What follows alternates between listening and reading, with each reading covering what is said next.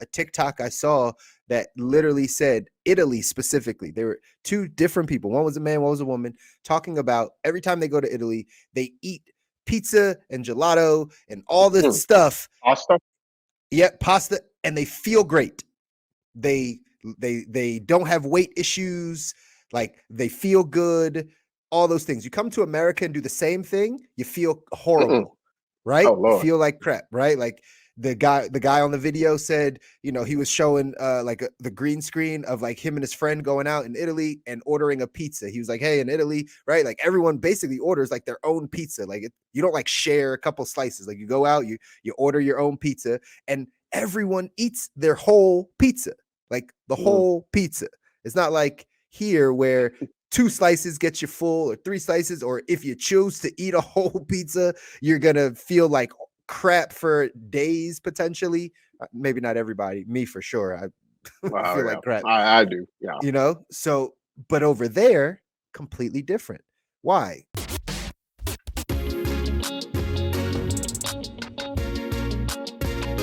Welcome to the Good Life.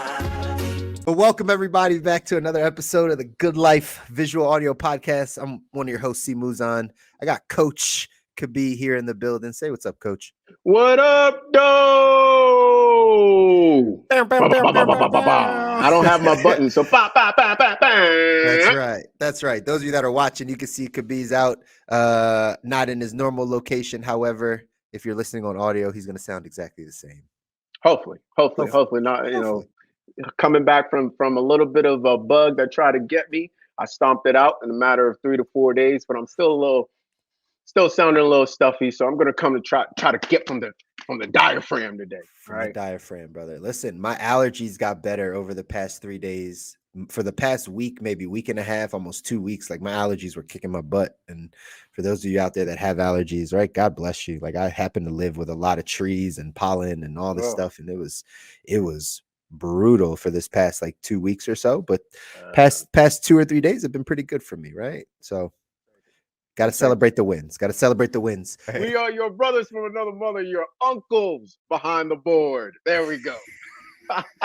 I'll work on that, guys. We'll work on it. Yeah, that was a fail. But it's okay. Listen, we're always growing and evolving here on the Good Life. Our sayings, the things that we're sticking to, right? We're always growing. But anyway, episode 118. Thank you for everybody that continues to lock in with us, continues to engage, continues to share the episodes, continues to listen.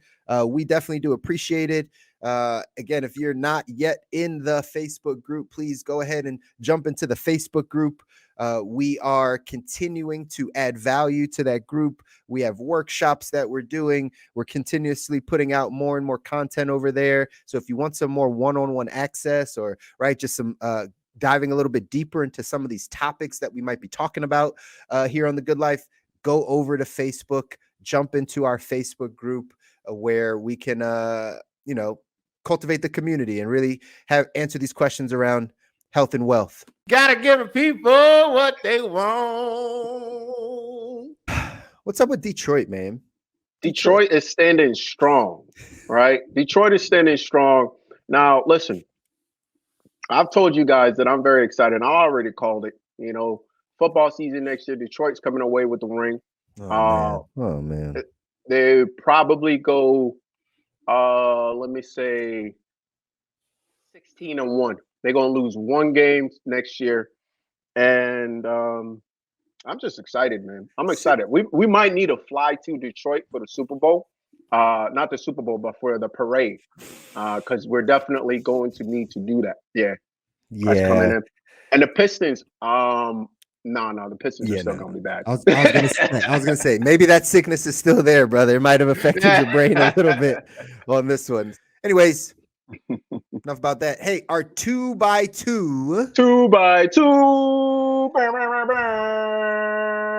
2x2. Our 2x2 for today actually comes from our beloved city of Detroit. What do you know? The beloved city of Detroit. This was a headline. It says, hey, a Detroit daycare finally identified the illness that spread to 17 children, causing them to pass away. In Detroit, said 17 cases of mystery illness in Detroit daycare were finally identified as hand, foot, and mouth disease, but it hit 17 children. It was some academy, but either way, what's your thoughts about this stuff? It could be like obviously super sad to hear that these things happen, especially in the city of Detroit, right? Everywhere else also, right? But just in general, sad to hear. But what's happening here? Like, what are your initial thoughts on this? Well, my initial thought is that if this can happen in the great city of Detroit, then we are all in danger. All right. And so that right there causes me to say a word of prayer and also go ahead and wash my hands, etc. But besides that, man, I will say this. Identified a hand. I don't, it's not funny, nothing funny about it, but hand, foot, and mouth disease. Whoa, like what does that mean? That sounds like what every child is is gonna get at some point, right? I remember being a kid back in Ghana, just like walking everywhere, running everywhere, never coming home, touching everything. And to a greater extent, and this is really my greater point here, is that I feel like the more we isolate children inside, away from other kids, away from nature, away from touching things that are icky and gross and whatnot, we're actually not allowing their immune system to build up over time. Mm-hmm. So it's kind of similar to, if I take it back to basketball real quick, is that what we're seeing on is that even though individuals are load managing and they have all this technology and they're doing all these, self-care and all this stuff, we're actually seeing more injuries than we've ever seen in the pros. And so the thing we have to ask ourselves is like, is there something to like just doing the thing, or having uh exposure to adversity, or exposure to whatever it may be, exposure to nature, exposure to playing a lot, to actually build up our resiliency, right? Whether it be our immunity or our ability to not get injured. See, what I often see, especially with clients over 30, is that they don't get hurt, but then they try to, they don't train for a while, they don't do something for a while, and then they try to go play basketball, or God forbid, race their younger brothers, right, in the parking lot, right? Who would do that, right? And without warming up, and then all of a sudden they take a step and the quad feels a little tight. This is just an example. This has never happened to anybody I know. This is not a real scenario. It's not No, really no, happening it's right not. now, currently in Nope, anybody's life. nope, No. nope. And I'm not No. standing up because my right quad is tight, but it's all good. But I think there's something to that. And I'm not saying we necessarily toss kids out on the street, but I think we should consider that maybe it's worthwhile to build up exposure to the world, right? Like Yeah. they're going to get in touch with it. We can't disinfect and do with everything. So Yeah. that's kind of where my mind goes. Yeah, it's a big deal. I agree. First off, I know your brother beat you, but anyway, that's another conversation. Uh Also, um one, again, sad for Detroit, sad for children, sad for the parents, right? All those things. My hearts go out to them, and prayers to them. Um but I think this, like you said, bigger issue of how are we keeping kids safe? Like, what are we doing? What are the preventative measures? Obviously, we know childcare in this country is, few and far between. It's not necessarily affordable for many people. There's a lot happening on that side, but where we Yeah, place our children, like where we allow them to dwell or be for school, I think it's important that we pay attention to all of the surroundings, right? The hygiene. I think it said in that article, I didn't read it, but I think it said that like the school went through a deep cleaning or something. You know what I yeah, mean? It's like, yeah. well, like, shouldn't this be regular? You know what I mean? Like, shouldn't Right. shouldn't there always be a deep cleaning happening, right? Like, shouldn't like every Sunday you get a deep clean when you're dealing with kids? Like, there's just some things there that I think we're just not as mindful of when it comes to germs, disease, right? Bacteria, all that type of stuff. Yes, we should, expose a little bit more, builds immune system, but also we have to be responsible. These are people's children. If you're not cleaning the place properly, if there's just not, and I know people that have run daycares. I've been in daycares, you know, we're blessed. We didn't have to send our daughter to a daycare, but like I know people that run daycare. Sometimes it's not always the cleanest, right? Sometimes the last person on the shift, right? They do a wipe down, they spray some things, they flush the toilet, they take out the trash, but it's not a deep clean, and kids are messy. So Right. just something to pay attention to, guys. I think that if we take care of her, I was serenading my wife yesterday with some Whitney Houston, and I said, I believe that the children are our future. Teach them well. Stop this. And let what them is this, lead Coming the to way. America? Show them all the beauty they possess inside. I believe the children are our future. God damn, that boy can sing. You must be crazy. He good. That boy can sing there. That boy can sing. Yeah, that boy can sing. Yeah, that's probably my favorite movie, actually, now that I think about it. Well, it's kind of okay. All right. like you came from Africa, brother. like, of course, it makes sense. That makes sense. Anyway, the first movie we saw when we moved to the U.S. because my grandfather thought it was hilarious. I can see how he would, right? It's a funny. He's like, hey, look, that's you. Anyway, let's dive into the show for today. The topic today, we're diving into something that we've touched on before in the show. We might not have. Can't remember if we did a whole show on this. I feel like we did at some point around, just around our modern food environment, right? Like how food is grown and how we get to it. But specifically, there's been some things over the past few weeks, and obviously, this is stuff many of you may already know. Hopefully, you already do know. Hopefully, we're not letting the cat out of the bag here. Or if we are, that's a good thing, so people can get educated. But just so you know, right, like there's a lot of harmful ingredients that they're putting into foods, specifically here in the United States, that are not found in those same identical foods in other countries.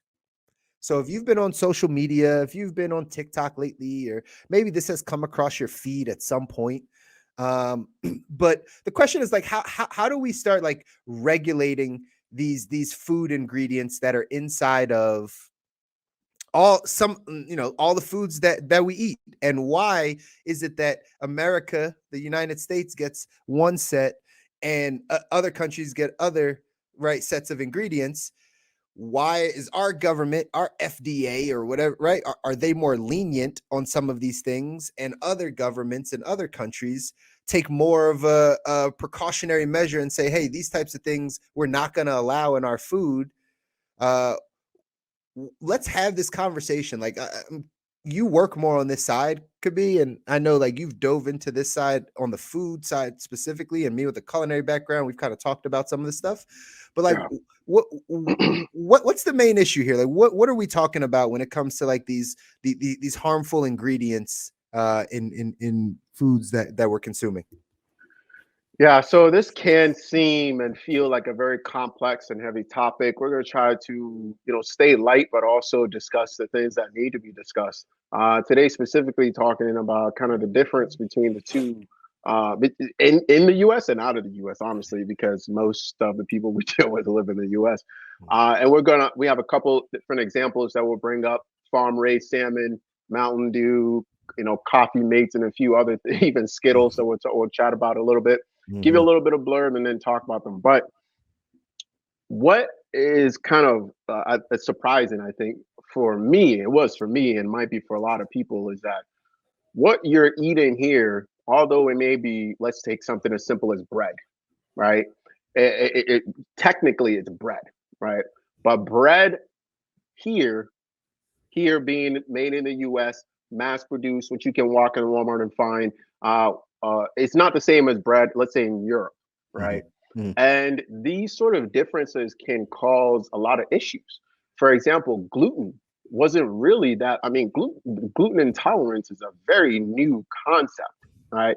And there's no discussion whatsoever, and this is what bothers me, no discussion whatsoever about, well, is it the gluten that has always been in bread, or has bread changed in some way that now it's causing issues? Because I had one of my traditional Chinese professors told me that she has a ton of clients who are now gluten sensitive, etc., but they weren't before.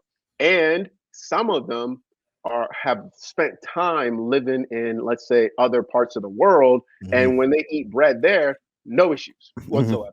So what's going on? Is it that you eat bread in certain locations and it affects you differently, or is the bread itself being made differently and thus is causing issues? And That's as we know from chemistry, you know, you change one little thing, and it can go from good to poison very quickly.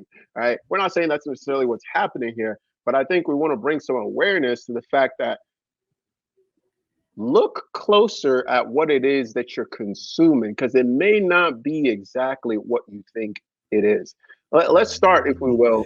Yeah, let with me the- just, as you Go ahead. right before you read that first one, or like look at that first one that we're diving into, let me touch on that bread part, because again, I've been seeing this on social media. I have two specific examples of a TikTok I saw that literally said Italy specifically. There were two different people. One was a man, one was a woman, talking about every time they go to Italy, they eat pizza and gelato and all this stuff. Pasta? Yeah, pasta, and they feel great. They don't have weight issues, like they feel good, all those things. You come to America and do the same thing, you feel horrible, right? Oh You Lord. feel like crap, right? Like the guy on the video said, you know, he was showing the green screen of like him and his friend going out in Italy and ordering a pizza. He was like, hey, in Italy, right? Like everyone basically orders like their own pizza. Like you don't like share a couple slices. Like you go out, you order your own pizza, and everyone eats their whole pizza, like the whole pizza. It's not like here where 2 slices get you full, or 3 slices, or if you choose to eat a whole pizza, you're gonna feel like crap for days potentially. Maybe not everybody, me for sure. I Wow, feel yeah. like crap, I do. Yeah. you know? So, but over there, completely different. Why? Is the flour is different, the water is different, the way that they treat their food is different. So it moves through our body differently, Yes. right? Yes. And that's why you would feel different by eating what would look like the same things, just in 2 different countries. It's affecting your body different. So I just wanted to, like, you know, double back on that point, because it's true, especially on the bread side. I remember just seeing that. And yeah, I think again, hopefully we're not letting the cat out of the bag for some people that like are confused about this, but like this is something to pay attention to, like what's actually in your food, like what are you consuming? We have to feed the cat, right? We have to out of the bag. And this is why I always define nutrition a dynamic relation between body comps, right? This whole thing right there, because it's not just the body, it's also how you think, right? How you feel, right? And it all is with you, not just, but just as a person. If I sit down to eat a pizza, my mentality about that pizza will play in field. It's people that may be too woo woo for them, but just try it out. Try it out. And wait a minute, this is I'm not, you could probably give us a little better insight on this. My wife will watch cooking shows, right? And I noticed that at the point, difference in the food really comes down to the quality of it, right?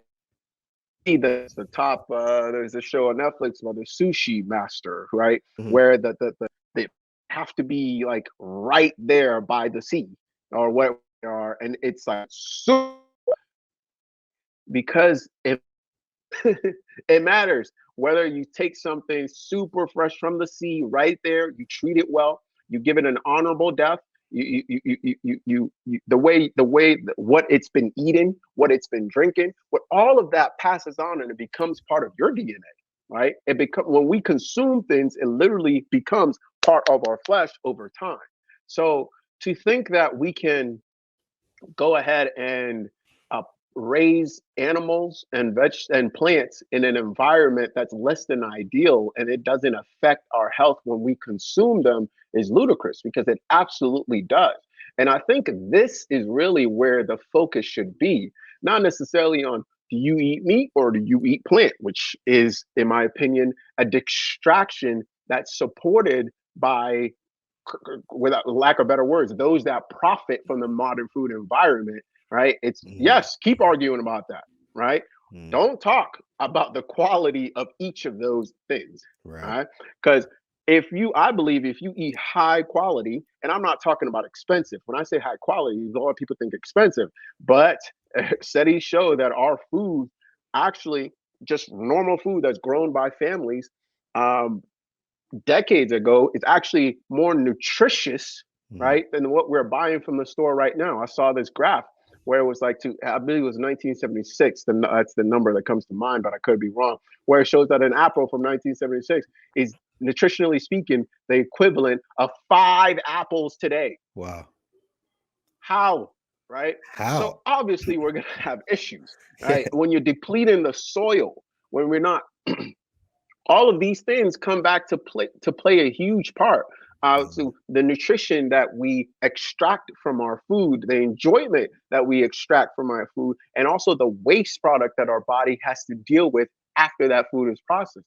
I always talk about calories, we talk about macros, we talk about all these different things, but I don't find a lot of people that are talking about the waste that is produced by the things that we ingest, because that is a thing. We pretend like we just ingest food and all that comes out of it is nutrients. No, we all go to the bathroom, so we certainly see waste, right? The question is, how much of that is still in you, right? How much of that is still stuck in the walls of your digestive tract? How much of that is still somewhere? How much of that is still dried up and congealed and all types of things that are going on inside of there? The average, they say the stats is what, 10 to 15 pounds of waste in the large intestine. And when people hear that, they get terrified and they start to push back. That's not true. Oh, okay, well, you might check because you might be full of poop, right? And if you've ever been on an extended detox, fast, whatever it is, I just posted on my story today about this, so I got to be careful, right? If you've done one of these, you understand that, oh, maybe it wasn't quite what I wasn't where I thought I would be, or I have more things in me than maybe I want. Right. And this is and I'll give this one last thing, and then we'll go to the different examples here. This is the difference between focusing on weight loss, which, when you think about it, if I have a whole, I thought I had one near me, but let's say I had a water bottle, and that's the human that you put on the scale. Well, that consists of bones, tendons, ligaments, muscles, liquid, poop, like all types of other stuff, right? That's all weight. Now, when we say about losing weight, yeah, you can lose weight. You can cut off your right arm and lose weight, right? You cut your left arm and lose weight. But is that what we really want to do? No, we don't. We want to lose the things that are not serving us. And I think that when the conversation, mainstream doesn't want the conversation to move in that direction, because if it moves in that direction, then we have to talk about quality of food, not just calories, right? Not just calories. It makes no sense. If all we're focused on is calories, we're not addressing the gut health. We're not addressing the role of hormones. We're not addressing metabolism. This is huge. This is literally your mood, your longevity, your vitality, your skin, your hair, your eyes. Like, that's not calories driven, right? At all. It's quality. So now let's get to the different examples that we have. It's huge, man. You want to read them? You got them on your side? Yeah, I got them. Well, first one is farm-raised salmon, and this is one that I actually saw a picture of. And people in the U.S. love salmon, but do they know that the farm salmon available here is given? Oh man, I can't even pronounce that, man. What's this? I don't know how to say it. Astaxanthin. There. Astaxanthin. There we go. Thank you. Please forgive me, my African tongue. To obtain its coral color. Now, the color, it's super deep. When you see them side by side, you're like, oh, that doesn't look right. But when I go to the grocery store, I'm like, listen, I'm definitely no expert. But this chemical is fed to change the color so it looks more like it should look in real life. All right. and this is causing this can cause a ton of issues in the human, not just the human body, but also the environment. Yeah. But it's banned in Australia and New Zealand, not in the U.S. Look at that. Why, yo? Why? Why, yo? Why? Obviously, Why? Australia and New Zealand care about their people more than we do. No, Clearly. I mean, listen. Apparently, New Zealand is fantastic. So we need some more fans in New Zealand. If you're from New Zealand, leave us a comment. We love you. Yeah, Australia and New Zealand may care about their people a little bit more than us. I also think, just to that point of let's just touch on the salmon part of this, because most people in America are undereducated on the stuff that you're talking about, Kabi, right? We're undereducated on our food environment, on what ingredients are in our food, and we actually will do things by our eyesight. That's why they add the chemical in there to now for us to be like, oh, this is good. Because now I'm looking at this, right? If I see a nice golden, delicious red apple, I'm like, oh, this has got to be good. Yeah. But that's not necessarily the case. And they figured that out about us here, that like we just look at things and decide whether or not that's good. We never flip it over the back. We never read the ingredients list. Most Americans don't do any of those things. I challenge everyone that's listening to go in your pantry in your home and pull out like whatever pantry stuff you happen to have and just read the ingredients list on like 5 different things, whether it's cans, whether it's a box of something, whether it's a cereal, whatever it is. Just read the ingredients on it and you'd be surprised. There's going to be more things that you can't pronounce than you would imagine. Right? Most likely the majority of things. And I was taught this a while ago.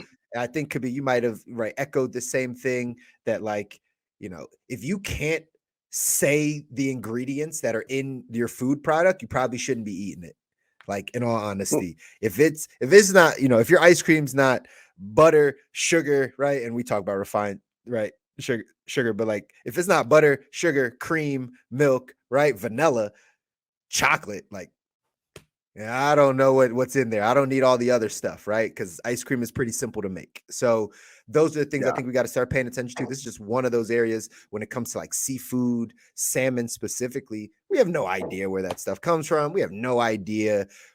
But again, countries can take a stand to make sure that those things aren't in there, per Australia and New Zealand. Our government just doesn't care, because the lobbyists of these whoever is making the money, right? Like, they're going to stop that from happening so we can continue to sell salmon. But and you know, it's a human thing, right? These companies spend quite a bit of money to understand how our brains work and then use it for their profit. Now, that's how business works. Okay. So at this point, we're looking at, and I said this a couple of times, that moving forward, like from this point moving forward, the ability to decipher what is real information and what is noise is going to be more critical than any other skill that we develop or are able to teach, right? It used to be that if you could recall a ton of information, you were going to do really well in life in general, right? I don't think that's the case at all, because we have all of that right here in our palms. We can literally pull it up whenever. But can you decipher between what is real and what isn't? And with the emergence of AI, that's become more critical than ever, where now we're going to have to decipher between real and fake voices, real and fake images, real and fake. So not just like information, but like the bits and pieces of things that we could put together to construct information is also going to be in question. And I believe I saw a story about one of the heads of AI or creators of AI just resigning for that specific reason, stating that he fears that we're moving or are already in a world where we are not going to be able to tell what is real and what isn't when it comes to what's on the internet. Yeah, it's a scary place. We touched on that, I think, last week or 2 weeks ago or something like that, about AI. But yes, I think you hit the nail on the head, brother. Like, the being able to decipher that what is good, what is real, what is not real. I think that becomes the skill set, or like the quality that we need to embrace. Again, I don't want to go on this rant on this show, but that's why our education system is failing every single child. Has been for a long time. But I'll say this. and this will go into my next point here.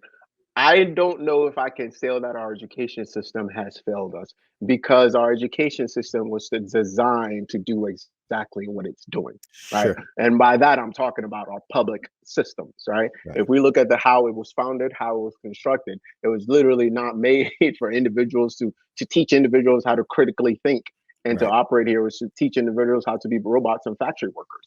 That's what it's supposed to do. So if we look at it that way, then I'll say It's doing a doing great exactly job. what it was intended to do then, right? It's doing Great exactly job. what it was intended Absolutely. to do. And same thing here. I'll put it on the side of I hesitate when I look at things like we look at all this food stuff. I hesitate to say that government, right, should do more because I believe, or it it seems to me that when I look at all major areas of life that government has gotten involved, it has actually created a dead loss. It has not created a positive. So let's look at the mortgage, right? Mortgage system.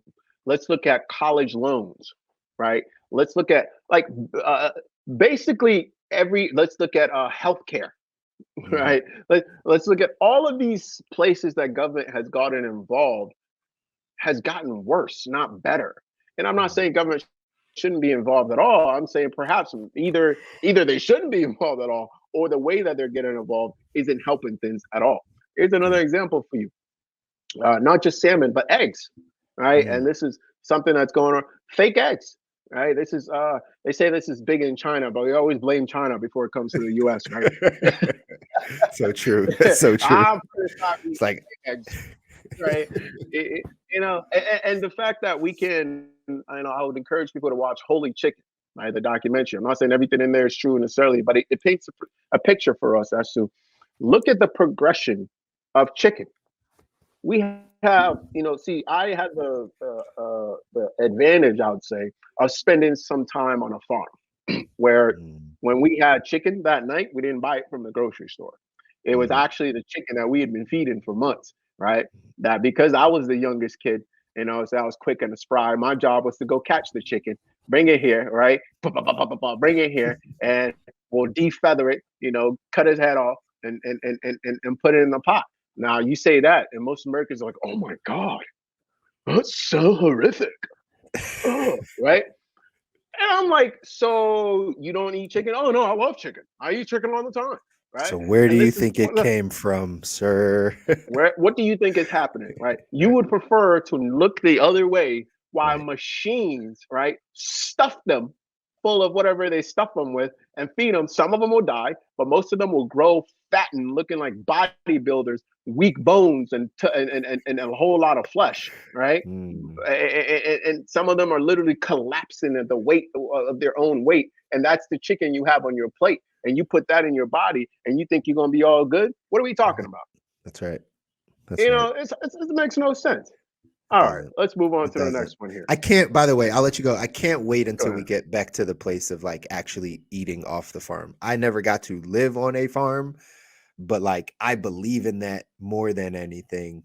I remember seeing my first goat slaughtered at one point, and I was like, oh, but then I was like, oh, okay, like we're gonna eat that. Like, you know what I mean? Like, you know exactly where it came from. You saw it, you saw the person doing it.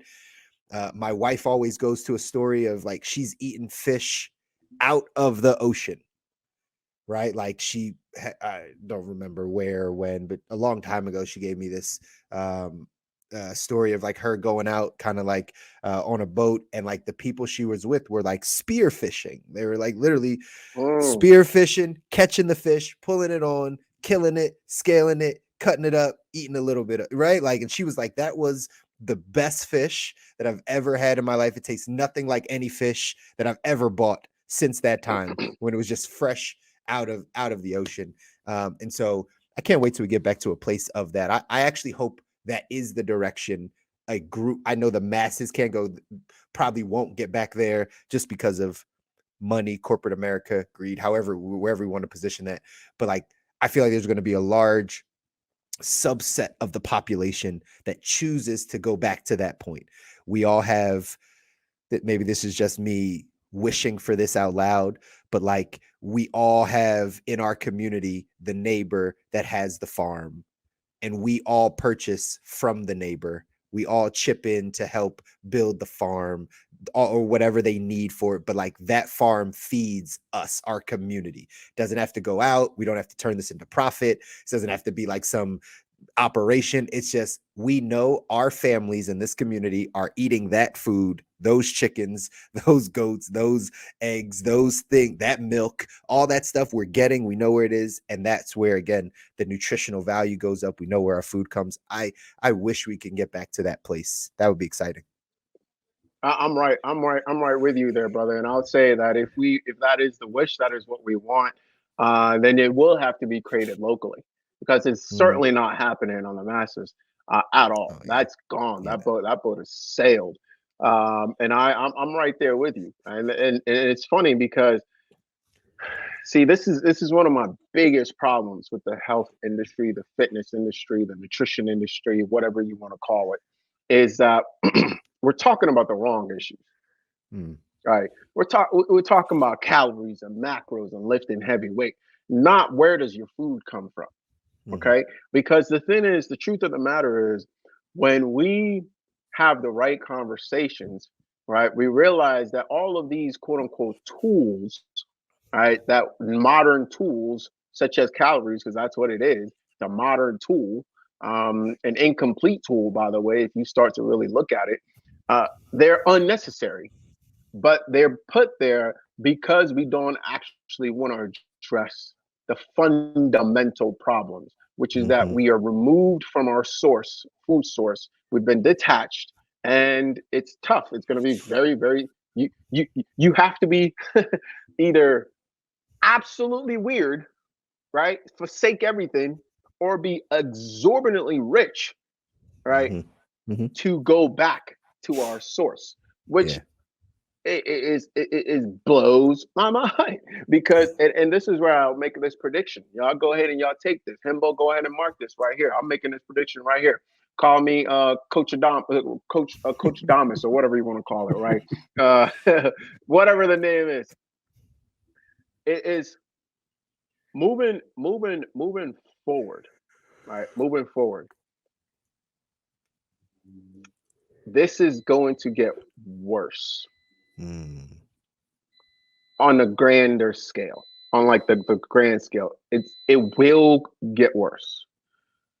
However, it will also spawn a counter movement, which is going to have to be local, and it means that more than ever we have to return back to community. But there will be a lot of obstacles in the way of making that happen. A lot of obstacles in the way of that happen. So paying attention to how the people you associate with, right? Either making sure they are aware, or change the people you're associating with, right? Because it's going to be critical moving forward that we're able to create communities that support each other, if we want to go ahead and address things like this. Because when you address food source, food quality, you don't have to count calories. That's right. At all. It's irrelevant, right? If you're eating the right food from the right places, like, it actually simplifies. Because if we go back to the farm, right? Let's see. You found a Mountain Dew at the farm? Are you finding Skittles at the farm? No, definitely not. Definitely not. Are you finding Betty Crocker at the farm? You know, definitely so we completely get rid of the problem. There is no problem, right? But because we want to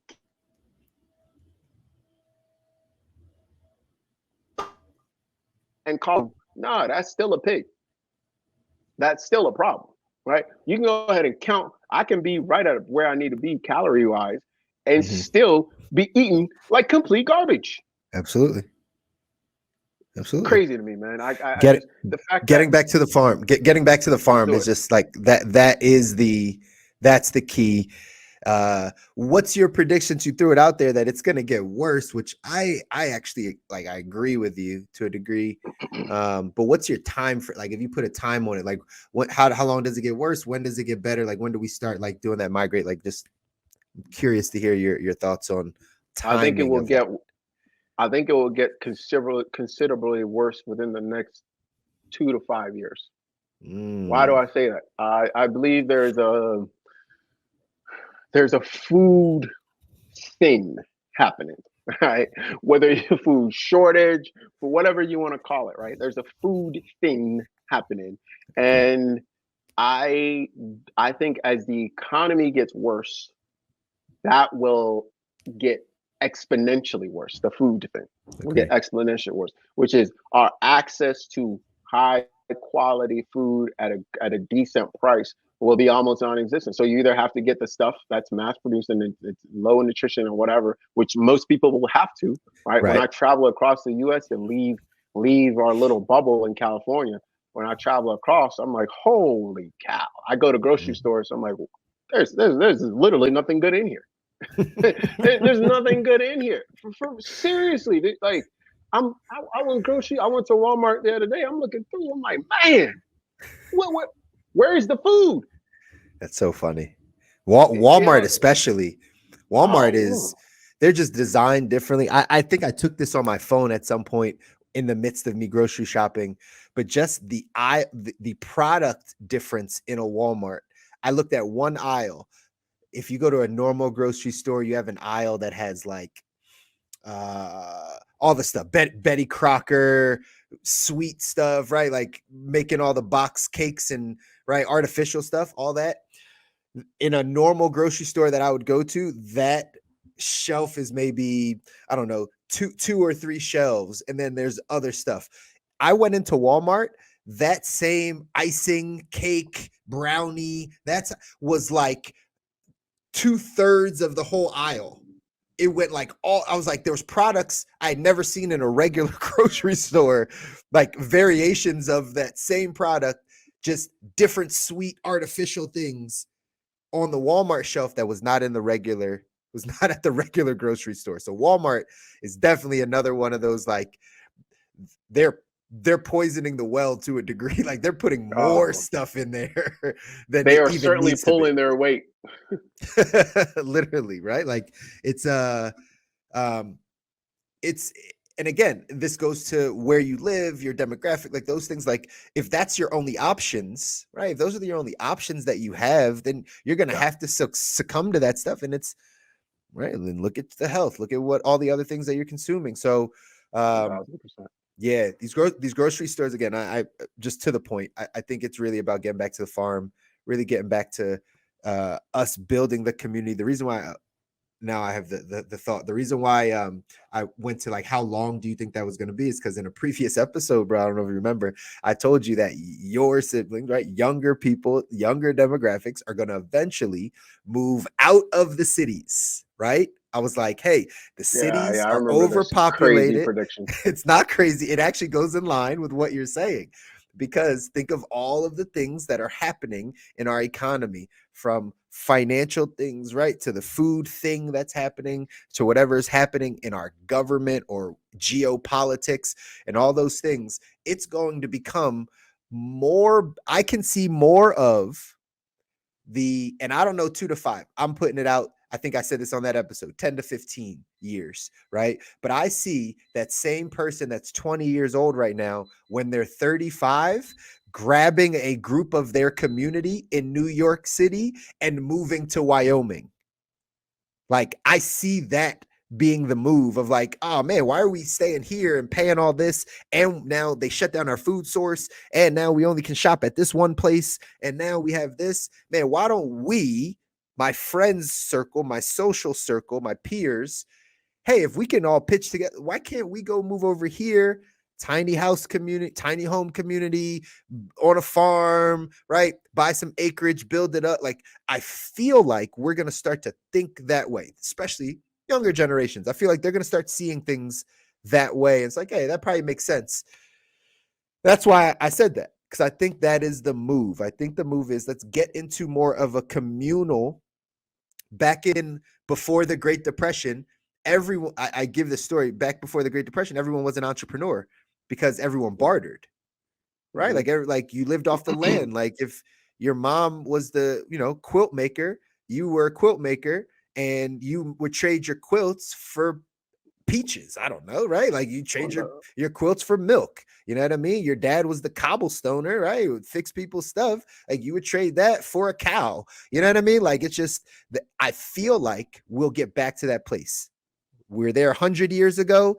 We'll probably be there in hopefully in the next 20 or 30. I don't know if it'll be that extreme because of the masses, but we definitely need to get back there. I agree with you that we need to get back there. I absolutely disagree that it will happen because I just do not. I think I look at the younger generation and how they're growing up, and I believe they are being indoctrinated at a much heavier than any generation before. Indoctrinated to what though? To one, first and foremost, let me start here. They only know what they know. Like the me going back to my memories living on a farm is almost non-existent right now. Right. Like a generation after me, right? They have less of a connection to source than we do. Right. Even less. And our parents had more. So every generation that's gone by, it's gotten less. So how can I predict that it would be more all of a sudden? Right. And I hope I'm wrong. I really do, because I do believe that the solution or part of the solution is going back to the farm or and I'm not saying you literally have to live on a farm, but like to your point, have a local person you support, right? I think we can do that. So I think it's more likely that they will find ways to use money, right? Like supporting a local farmer to give them the food and probably, if we're being honest, ship it to them, right? Then leave the city to go do their own. I think that's far more likely that happens. I would prefer that because it's not just the food that's coming into you. It's in living in the cities in and of itself. Where are you grounded? How's the sun? How's the pollution? How's the stress? How's the sound? How's it, right? It's all types of the lights, right? All types of things that are very that impact us and impact our health, right? Simply, this is why when people go camping, right? Camping wasn't like a thing. It wasn't like, see, this is what's happened, right?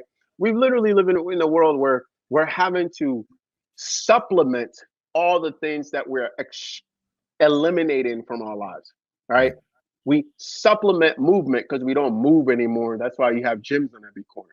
We literally take supplements because our food has less nutrition, right? We literally have to take pills and an over reliance on alcohol, cigarettes, and weed, and all of these other things because our level of stress and anxiety is out the roof, right? So we're losing so much substance, right?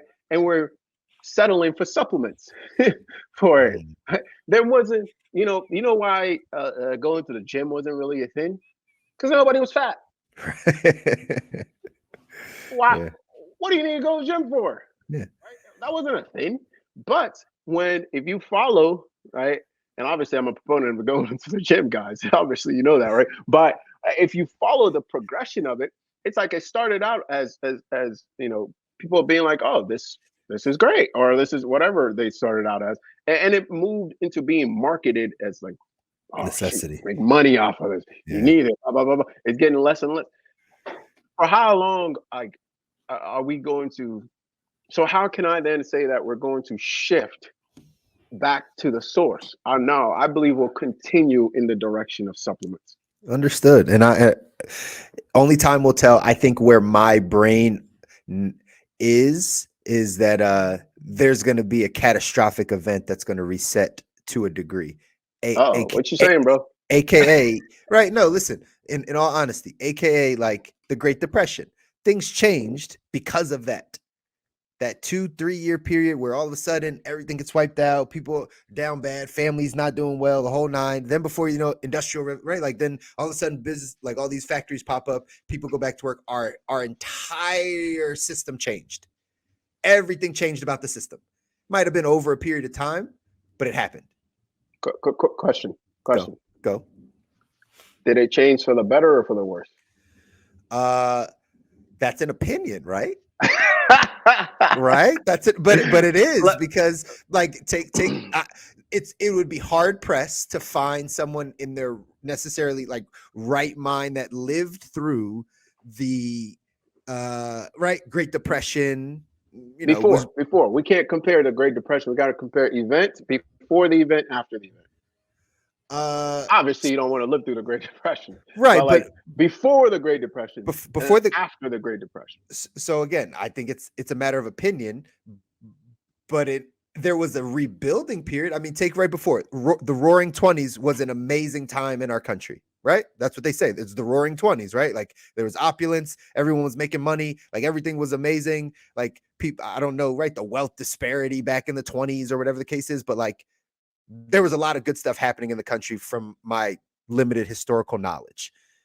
Great Depression happens in the early 30s, right? Yeah. 1931, 32, whatever that is. So leading up to that time, things were great. Great Depression happens, things not so good. Then you have a coming out of that period. So like, did it get better back to Roaring 20s? No. Did it get better from the Great Depression into where we are now? Yes. I think it's a matter of opinion, though, like of what that looks like.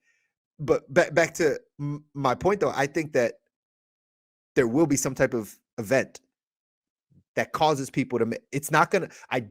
My belief system is I don't believe that it's gonna be the last 40 years, the next 40 years. Like there's gonna be something that happens. I listened to Ray Dalio. I read the book, right? Principles of Changing World Order. Like I'm a firm believer that like, yeah, we are as an empire, the United States empire is on its decline.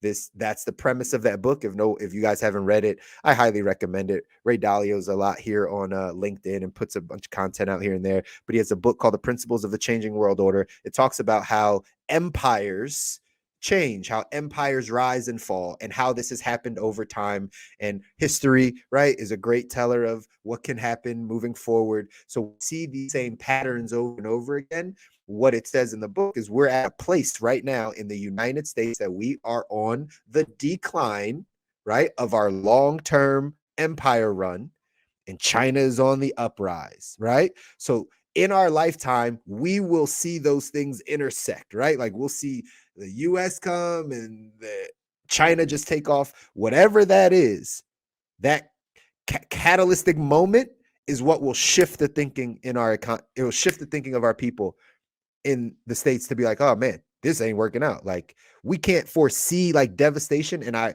hate to hear it, but like, just look at history. That's kind of how change happens. It's because there's some like massive, like 2-year, 3-year period where like nothing's good, like war, famine, right? Those types of things. Those types of things. I will say this though. That's what gets us back to the farm. That's my belief. Yeah. Not for the sake of the show, but just naturally, I'll take the opposites out of that. And I'll give you 2 things. First and foremost, historically speaking, when you look at those massive times of struggle, whether it be war, whatever it may be, I believe that most of the time, let's take war, we come out having lost a good chunk of freedom. That's and right. A good chunk of health. So, Ray Dalio, I listen to him as well. I haven't read the book, but I'm very familiar with the concept. But I'll put another concept out there, another guy out there, Peter Schiff, who writes quite a bit about what happened with money, specifically coming out of those, specifically wars, right? If you can, obviously not you, but audience can look into it themselves. Just to look at, for example, where did the income tax come from, right? I believe that we don't necessarily come out better. That we may, in some sense, maybe, but there's usually an associated loss of freedom, right? Usually comes up. And I'll also, that's my number one. That's what I have noticed when I look at history and I look at all these different events. We usually come out with government being more powerful, and the people having less freedom Mhm. and less access to quality things, if you will, or like whatever it may be.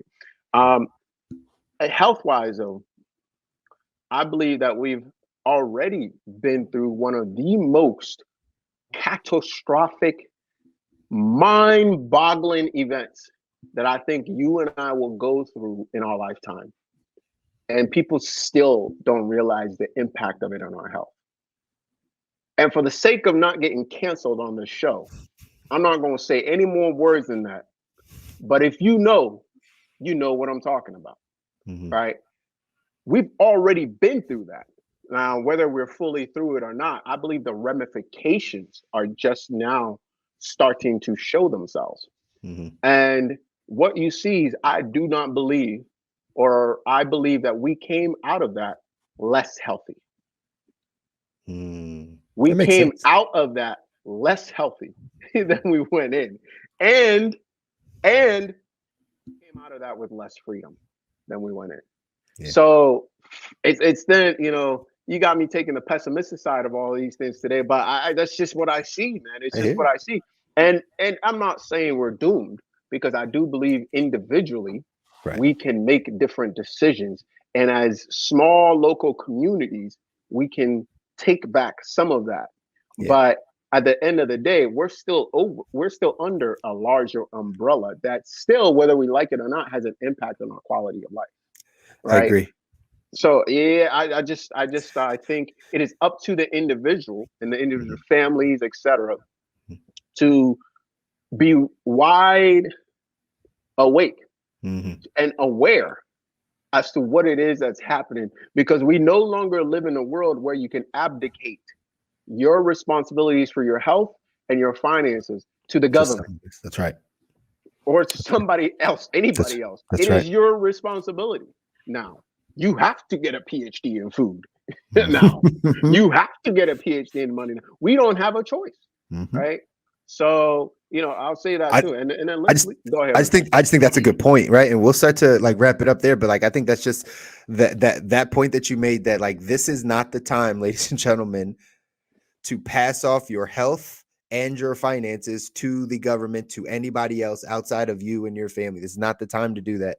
That's why we do the show. It's why we talk about and have these conversations like this, because we just want to bring awareness. We want you to see, if it's time to start paying attention, whether you're on this side of hey, we're going to come out better, we're going to come out worse, whatever the case is, pay attention to it now so you can decipher what's good, what's bad for your family, right? That's right.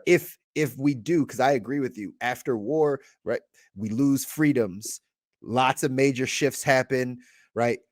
What we're seeing, and again, this is just us talking it through, but you can piece together news articles and information and books and things, but corporations are buying up single family residents. Oh yeah.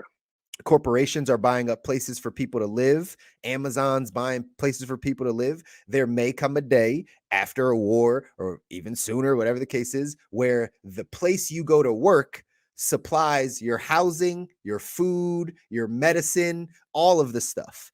And if you don't, if you're not knowledgeable, you'll take whatever's given to you from that corporation because, right, you think it's the best thing for your family. They're giving you housing, they're paying you, they take care of your medication. That's where I think we will head at a certain point in time for the masses, and the ones that are awake and aware and already are thinking about these things won't fall into that. We'll know what's good for our family. We'll know what's right, the right medication or the right plants or whatever to actually consume, and then we will go do it. That being said, you need to pay attention to your money, right? Yeah. We're talking health, but you need to pay attention to your money right now too, so that you have the option to go do that, and you're not stuck taking whatever the government, the companies, the corporations happen to give you and your family. So that's why we do this, man. I think this was a real important conversation to have. We weren't necessarily planning to go here, but I think what you just said in the last maybe 10 minutes or so, or what we both said, is incredibly important. And I would agree. That is why we do the show. Ultimately, the money gives you the freedom of choice. That's right. Right. And the knowledge of health gives you the ability to actually enjoy that right. money. That's right. Right. And so with those two things, and I think ultimately that's what we're doing this for, right? It's so that you can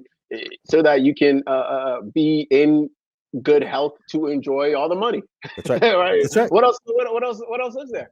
It's the good, like that's why we titled it The Good Life, right? That's what this That's is. Living as That's long as you can with the greatest relationships, having health, having the finances, your freedom to live life and design the life that you want, design the life you don't need a break from, take care of your family. Like we have to put ourselves in a position to be able to do Right. that.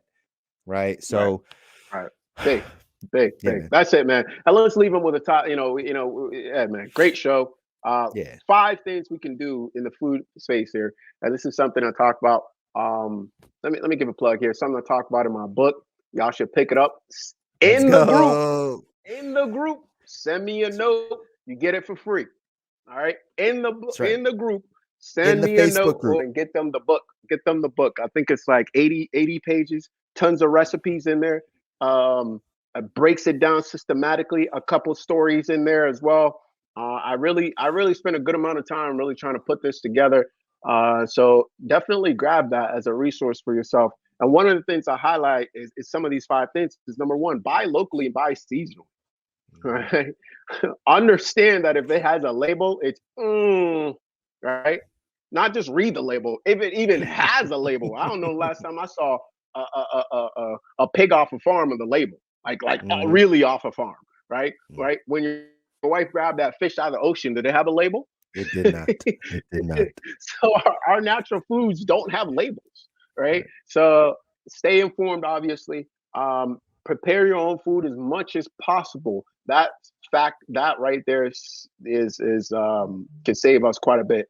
And to Chris's point, in his vertical farming project, hopefully will allow us to grow more and more of our own food. And that's what we're leaving you with today. I love it. Guys, we appreciate y'all. We'll continue to reach out, continue to DM us, shoot us messages. If you have questions, if there's things you want us to talk about, if there's people you want to hear from, right? We're open to this. But again, we want to get you this information around health and wealth so you can be aware, be open to making the proper decisions for you and your family moving forward. So great show, man. We'll be here every week. We don't skip weeks. Not anymore. We skip 1 or 2. That was just the holidays, right? We got to get a break a little bit, right? A little break. Yeah. I'm pretty sure we still hit it during the holidays, actually, like maybe 1 or 2. Anyway, we'll be here next week, talk another one. Let us know. Join the group. Do all the things you're supposed to do, and or maybe don't do all the things you do. Whatever. Regardless, join us. And until next time, peace.